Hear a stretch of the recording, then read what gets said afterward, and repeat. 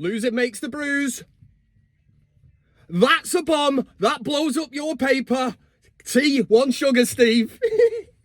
How we doing, everybody? It's Kev Ashford back in the saddle on the biggest Man United fan channel in the land. This is the United Stand. It's your feel-good video. They keep telling me, Kev, just crack on with the van cams. We will give you 10 minutes of airtime. I'm like, I need more, man. 10 minutes. How is Kev supposed to cram in so much excitement and news? There's always news with Man United. I'm dreading the day, the week where I have to do one of these van cams and I'm like, there's absolutely nothing to talk about, but there is, because we are the biggest club in the world. We've got Jadon Sancho's move to Borussia Dortmund on a 6-month loan deal. We'll be talking about Anthony Martial, useless piece of plenty of other things to discuss. The main thing obviously being Manchester United against Tottenham. This is Vancam, very warm welcome and all that. Make sure you finger that like button if you like what you're seeing, or maybe just wait till the end of the video, you know, and then go, yeah, I think it deserves a bit of a fingering. It's up to you anyway. But thank you very much again for all the very kind comments on the last video. Let's delve into it. So last time since I spoke to you, Manchester United have progressed in the, I don't know why I'm talking like that. I've progressed in the FA Cup. They've gone and beaten Wigan. Again, I don't know how many positives you can take from it. You look at it, I mean, the main positive was Kobe Mainu. Oh, wow. Very nice performance. Absolutely, man. He's 18 years old. He's absolutely pissing all over Scott McTominay. He's like, hey, Scott, how old are you? 27. Should be coming into your prime, mate. Check me out. Kobe Mainu. I'm 18 years old. I'm bossing the show. He was absolutely sensational against Wigan. And we can't just look at it and go, oh, it's Wigan.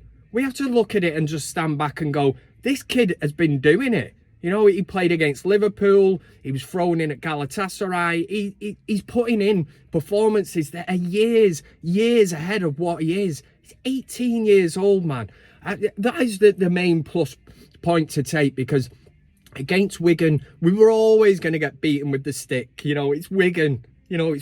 But you can only beat what is in front of you. Manchester United went there, professional, you know, did the business on another night, could have scored a hell of a lot of goals. One of the main talking points from that was obviously Rasmus Højlund. I mean, he missed chances. Yes, he did. And one of the main concerns has been, or the criticisms, we're not getting the ball to him. Now, he had a header against Wigan that I think personally he should have scored. Bit disappointed to hear Roy Keane, you know, go fully two-footed. You know, typical Keano going in on Højlund. You know, he is a 20-year-old kid.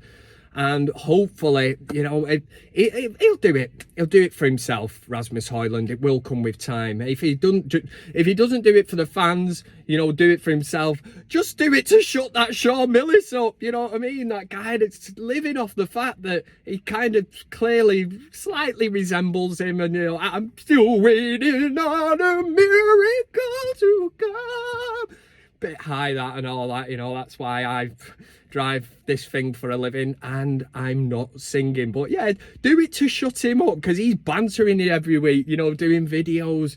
Shawn Millis, you know, Højlund, my brother, you got your goal and all that. But listen, there's other things to talk about. The most relevant piece of news being that Jadon, well, if you go by what the media is saying, Jadon Sancho has ended his hell at Manchester United. Yeah, give me a slice of hell. You know, oh, Jadon Sancho, you know, he's been the ultimate professional. You know, he's still showed up for training. Yeah, I'll give you 300,000 reasons why he's been showing up for training. Exactly. I'm not having it as well, Jadon Sancho. A lot of people, it drives me crazy, man, that people actually take a player's perspective over the manager's. And we've had this so many times.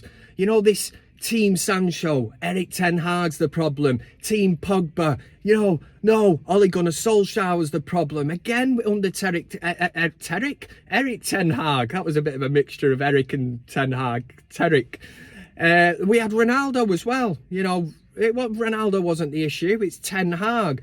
You know, stop this player FC Nonsense. It drives me insane, man. You know, the one thing that will always be there will be the club, Manchester United. You know, fix your kind of thoughts and channel it into the club. You know, this movement or whatever. It drives me insane. Players this, player that, player FC.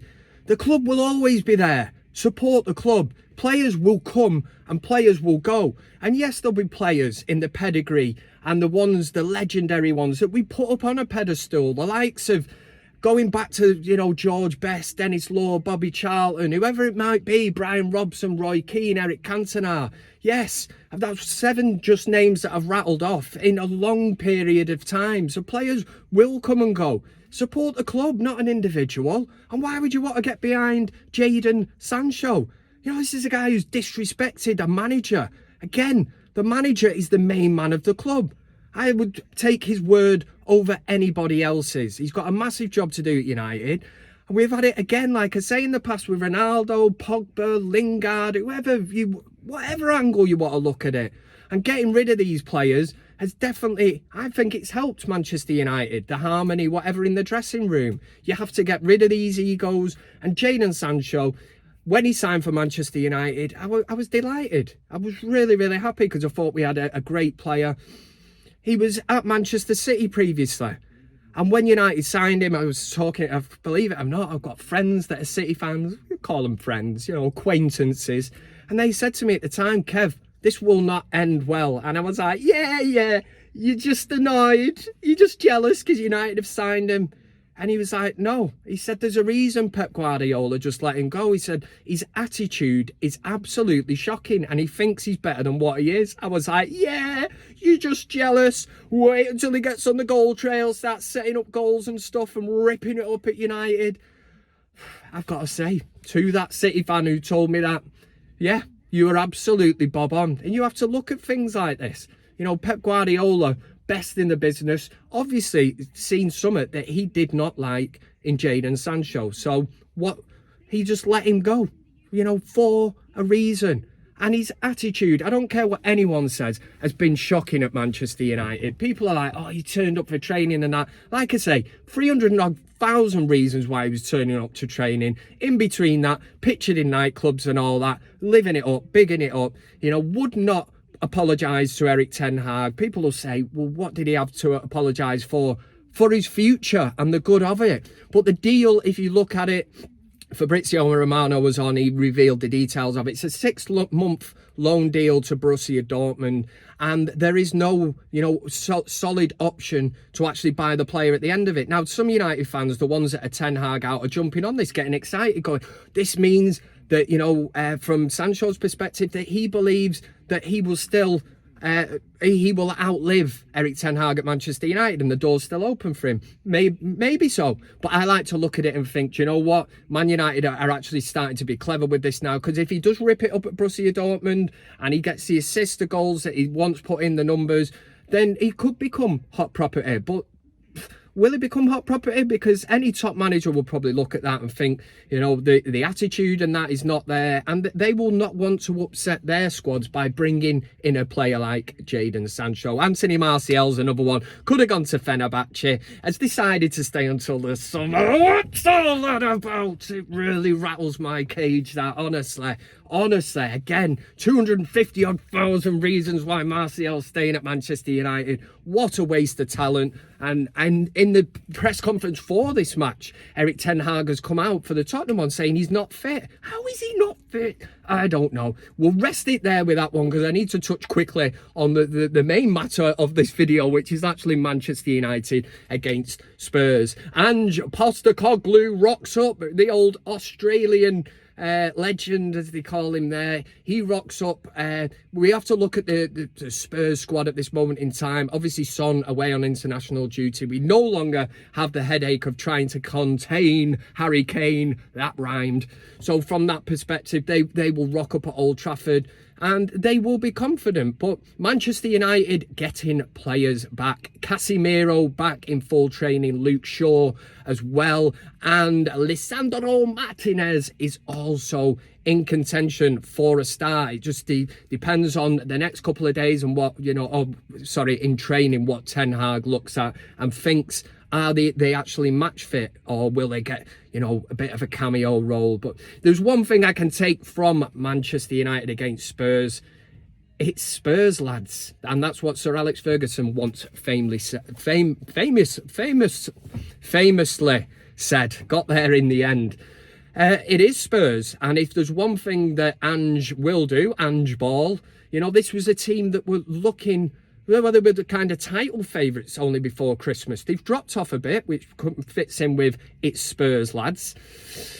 They will come, and will they fear Manchester United? Probably not this moment in time. But one of the weaknesses I see in this Spurs team is the fact that Ange Postecoglou, he will not change the style of play and the way they play. And Tottenham play with a high line. We've seen... Chelsea, yes, there was sending offs in that game, but Chelsea absolutely destroyed Tottenham this season because Ange Postecoglou did not revert. There's only one way that they are going to play, and that is with a high line.